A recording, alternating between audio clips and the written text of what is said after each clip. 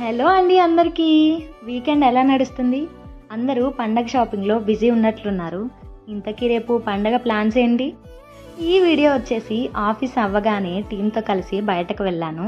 అక్కడ దహీపూరి అండ్ అలాగే పానీపూరి అయితే తిన్నాను. మీలో పానీపూరి లవర్స్ ఎంతమంది? ఆఫ్టర్ దట్ చాయ్ అయితే తాగాను.